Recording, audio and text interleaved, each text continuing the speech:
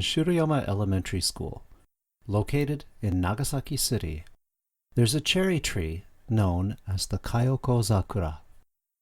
Each spring, the branches on it blossom fully, welcoming the new first-year students. But who planted this magnificent cherry tree, and why? This is a parent's poignant and sorrowful story of a young girl who lost her life due to the war initiated by Japan over 80 years ago and the atomic bomb dropped by the United States. It's a tale of human outcry entrusted to a cherry tree, a plea to never start a war again. The girl's name was Hayashi Kayoko. Hayashi Kayoko was born in 1931 as the only child of the Hayashi couple in Sakurababamachi, Nagasaki City. From a young age, she loved flowers and was known as a bright girl. She was also skilled at playing the piano, dreaming of becoming an elementary school teacher. One summer day, she said, "Dad, Mom, come here, come here. Today, lots of pumpkin flowers bloomed again. I wish I could have many brothers and sisters, and a little sister just like the pumpkin flowers." For the beloved Kayoko, the garden was filled with flowers. In June 1943, due to a labor shortage in the factories, students in their third year of middle school and above ceased attending classes and were mobilized as Student Patriotic Corps to work in the factories. By 1945, Hayashi Kayoko and her fellow fourth-year girls' school students also stopped their school studies and began working on the third floor of Shiroyama Elementary School, which had been converted into a workplace for the Mitsubishi Weapons Factory. On August 9, 1945, at 7:30 a.m., Hayashi Kayoko left her house with a packed lunch, prepared to carry out her assigned tasks. Shortly after, an air raid siren suddenly started blaring. It was 7:50 a.m. When this siren sounded, going to school was cancelled.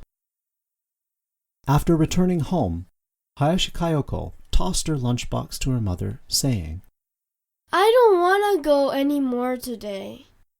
However, once the air raid alert was lifted, she had to go back to school. About an hour longer than usual passed before they heard, "Air raid alert cleared." I really don't want to go," said Kayoko. Her mother then encouraged her, saying, "Talk like that won't win the war. Cheer up for the sake of our country. Now, off you go." And she pushed Kayoko gently on the back to send her off. Reluctantly, Kayoko trudged to school. Her mother watched her back intently as she walked away. "Oh, it's already 11 o'clock. I wonder if Kayoko has reached school." Her mother thought while sewing. Flash! It was as if 1,000 suns burst forth at once, a brilliant light streaking before her eyes. What followed was a powerful blast of wind that swept her off her feet and slammed her down. After some time, she regained consciousness. Kayoko's mother dashed outside, exclaiming, That came from the direction where Kayoko is." From the direction of Urakami, north of Nagasaki City, black smoke spread across the sky, obscuring the sun. "What's happened to Kayoko? To Kayoko?" Her mother wondered. She wanted to go search for her, but Urakami was a sea of flames.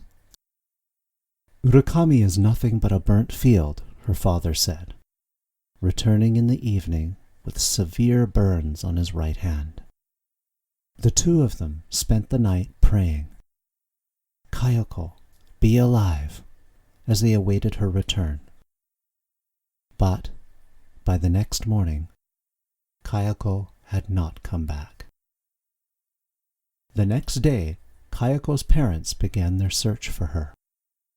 The streets were littered with the bodies of the dead. Houses had collapsed and were still burning. The area of Urakami was a vast burnt field, indistinguishable from one place to another. It was too hot to approach the vicinity of Shiroyama Elementary School. Every day, the couple searched tirelessly. They looked not only at Shiroyama Elementary School, but also in nearby air raid shelters, at relief stations where the injured gathered, and even among the hills of Kompira Mountain, peering into each face and asking, Have you seen Kayoko? Do you know Hayashi Kayoko? But they could not find her. At night, exhausted, her mother would start sewing Kayoko's kimono, a floral yukata. Kayoko, where are you? That day you said you didn't want to go to school. I forced you to go. It feels like I killed you myself. In the light of a candle, her mother sewed the floral kimono, her favorite, while crying. It was August 30th. If we don't find her today, we'll give up, Kayoko's parents said to each other, as they carried the floral yukata they had finished sewing to Shiroyama Elementary School. Having heard that Kayoko was working in the easternmost room on the 3rd floor, they crawled on all fours up the broken stairs from the 2nd to the 3rd floor. Then, amidst the shattered concrete, they spotted Kayoko's air raid hood. Her mother's eyes lit up. Father, I found Kayoko, she exclaimed. Inside the air raid hood was Kayoko's burnt upper body. Kayoko, it must have been so hot. It must have hurt to become like this. Her mother lamented. She then placed the diminished Kayoko into the floral yukata, and her father, holding her, slid down the crumbling stairs. It was 22 days after the atomic bomb had dropped. In the schoolyard, Kayoko's father gathered charred wood and piled it up to cremate their deceased daughter. Her mother picked up remnants from the ashes. They laid Kayoko on the makeshift pyre. With trembling hands, they assembled the wood and lit the fire.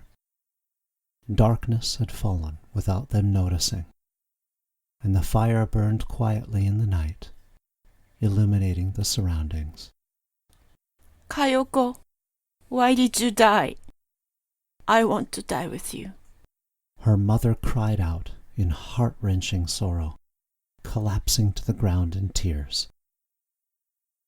Her father approached her gently and said quietly, Our grief is not ours alone. Many people died alongside Kayoko.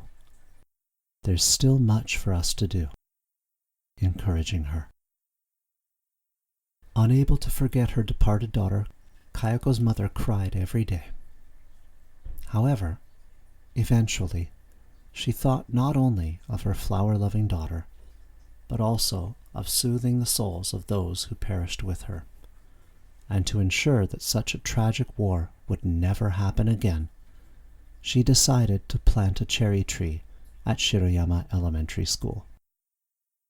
It was said that no vegetation would grow for 20 or 30 years after the atomic bomb.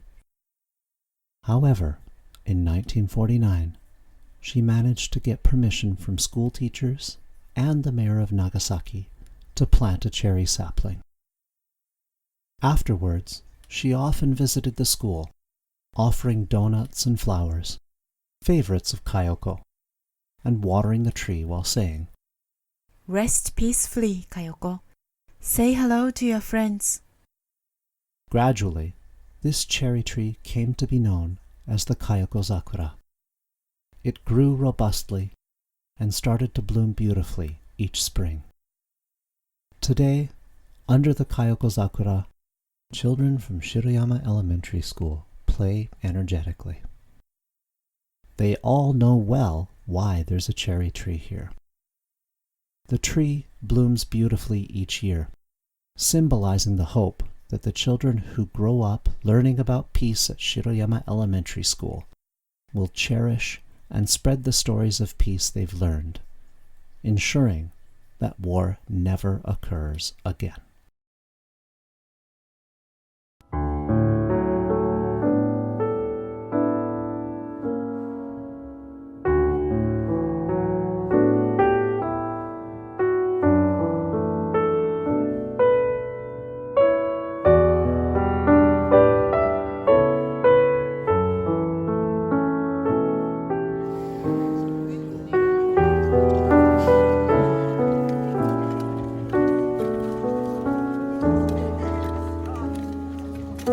Kayoko Sakura を通して平和の尊さを次の世代に伝えたい。